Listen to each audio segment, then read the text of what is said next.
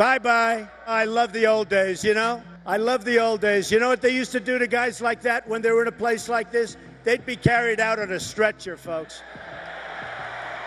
Make America Great Again, not for many, but rather a select few on behalf of this movement. I think that if the kids today are not willing to stand up and fight, then forget it, period. It is. Forget it. It's not a matter of putting it off for 10 years. I ain't got 10 years. It's not a matter of delaying it, because it's like it's now or never. I think it's that serious. Boston Celtics great and civil rights icon Bill Russell fought this tooth and nail in his day. If I were starting off today, I would love to be a well-educated black, because I really believe they do have an actual advantage today. This was Donald Trump's perspective. If I say to you, I respect your work, that means far more to me, and I hope it would mean far more to you. It does. It does. You a know, lot. Yeah. You know, because to become proficient in something, or to become very good at it, no one knows how much work it takes, how much talent it takes, how much dedication it takes to get to this place. And it's like watching a duck cross the pond. Yeah. You know, smooth on top, pepping like hell like underneath. crazy. And this was the late Russells. A well-educated black has a tremendous advantage over a well-educated white in terms of the job market. And I think sometimes a black may think that they don't really have the advantage or this or that. Trump throughout the years, unchanged. Meanwhile, I never was comfortable playing for the Celtics because the number one paper was the Boston Herald, and they didn't like the idea of the NBA team having black players. it goes to show, no matter the success, it did not translate in society. And yes, by the way, they are trying to take away our history and our heritage. You see that. What heritage and history is he referring to? I left the hotel and I went to a restaurant down the street. And the proprietor asked me what I wanted. I said, "This is a restaurant, isn't it? I'd like to get something to eat." He told me no. We played a game and we were booked to play a game in Lexington, Kentucky. Casey went down to the restaurant in the hotel we were staying, and they would not serve him. I decided, and the other guys decided to go along with me not to play. So I told Ray we were leaving. I said, because it's important to me that everybody everywhere knows that the black players decided they'll stand up for themselves. In the good old days, law enforcement acted a lot quicker than this. A lot quicker. In the good old days, they'd rip him out of that seat so fast. But today, everybody's politically correct. Our country's going to hell. Law enforcement, who have a history that dates back to slavery, is not the rallying cry it should be, but Trump makes it so. Journalist and author William C. Roden, who covered Russell, goes over said history. In the good old days, this doesn't happen because they used to treat them very, very rough. And when they protested once, you know, they would not do it again so easily. These are his thoughts on constitutionally protected free speech. In 1967, Muhammad Ali risked his career by refusing to be drafted to fight in Vietnam. America's finest black athletes stood by him, with Bill Russell leading the way. Look at some of the personalities from that decade. You and Ali and Jim Brown and Kareem, like these are some of the most thoughtful athletes ever, and you're all there at the same time. We came out of friendship to Muhammad Ali. And I know that we wanted to find out from him. You know, you read the papers, you see on television and all this kind of stuff, what is going on? What I did, or tried to do, was support all these guys. And how Trump would undoubtedly treat the likes of some of the greats. Muhammad Ali, Kareem Abdul-Jabbar, Bill Russell, and many more. Devin Nunes should get the Medal of Honor. He is really what he's gone through and his bravery. He should get a very important medal. Maybe we'll call it the Medal of Freedom because we actually give them the high awards for civilians. His idea of the Presidential Medal of Freedom, Devin Nunes.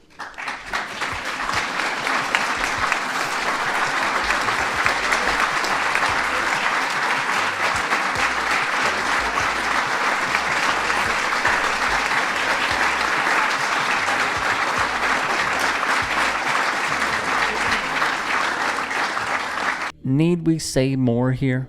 Do you want him to rein in Robert Mueller? What a stupid question that is. What a stupid question. But I watch you a lot. You ask a lot of stupid questions. On the value of listening and conversing, they could not differ more. If you're talking to me, Charlie, and you have an idea you're trying to transmit to me, right?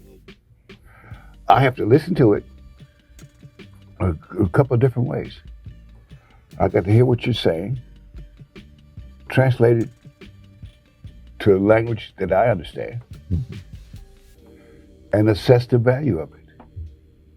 And so you can't just not pay attention and get that. Yeah. You see, because if I want to communicate anything to you, I must put it in a form that you can understand. If I don't, I have failed in my communication. Kinda says it all, doesn't it? President Donald Trump's wife passed away last month, but guess where she was buried? In a gold-hued coffin at Trump's New Jersey golf club. You heard that right. Trump's former wife was buried in his golf club. I know it sounds weird, but that's where her grave lies, in a plot close to the first tee of the golf course. So why is she buried there? It's because her grave could help Trump get a tax break. On family, the core values could not be further. We buried her in Louisiana. And while we were down there, she had 5 sisters. And so they were deciding who was going to take me and who was going to take my brother.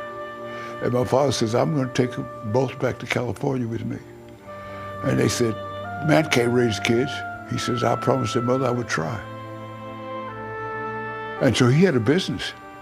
And he was making a lot of money. He went back to Oakland, he sold the business. And he started to work in the foundry for $42 a week, which was about half what he had been making before in his business. And he sacrificed so he could be home every night to be a good parent. I was never afraid because I knew that he loved me and he never let me down.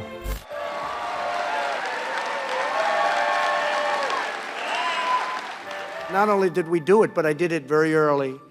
And that decision has been now given very good grades, like an A+++. And you should say thank you very much for good judgment. There's going to be nobody better than Donald Trump in terms of bipartisanship. Because you see, I know the truth. In addition, the polar opposites of being a me-first person.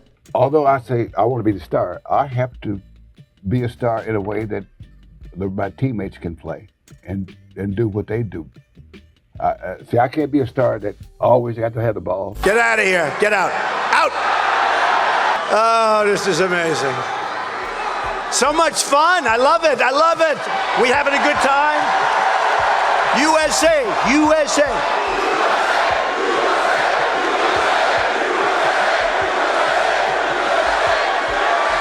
All right, yeah, get him out. Try not to hurt him. If you do, I'll defend you in court. Don't worry about it. He had 4 guys. They jumped on him. They were swinging and swinging. The next day, we got killed in the press. That we were too rough. Give me a break. You know? Right? We don't want to be too politically correct anymore, right, folks? When I look at Bill Russell, I think of a man who sacrificed. I think of someone who was dealt a bad hand over and over again. I think of someone who used his platform when many, and I mean many, including those within the ruling class that make the laws in this country, and many who despised people for the color of their skin, he said screw it and spoke out. He participated in the Cleveland Summit. He put his foot down when the Boston Celtics were refused a meal, professional basketball players, and said he was flying home. He even told the story that Red Auerbach tried to get him to stay. And he said, I already have a flight. It's a connecting flight, and then I'll be back in Boston. And Auerbach said, hang on, called up the guy who ran the establishment, called Russell back and said, it's all good, you could eat. He goes, that's not the point. And he put his foot down. He kept putting his foot down. And even throughout those times when he knew the flack he would catch. His house was broken into, and racist NBA fans defecated in his house, in his bedroom. This is a man who gave up so much because he knew that he could use what he had going for him for a better tomorrow. He was told way back in the day by a white coach, we don't play defense the way that you play it. And he benched him. Why? Because he left his feet. He left his feet. And he was benched by a white coach. He went on to become one of the best defensive players in basketball history. Won 11 championships in 13 years. A man who many, let's be clear about this, and even Tony Kornheiser has added more fuel to this. Among the predominantly white media, was viewed as brash, was viewed as standoffish and rude, when really he knew the questions that should have been asked, and he wasn't being asked them. He was the first, if not one of the first, as John Thompson, the late John Thompson, said it, that he preferred to be called black and not the word that starts with an N and ends with an O. Bill Russell is a civil rights icon. He is one of, if not the greatest basketball players ever. He's probably a Mount Rushmore for a lot of people. He is a man who knew what he had to do in order for other people to strive to have a better life. And Donald Trump is the exact opposite of all that.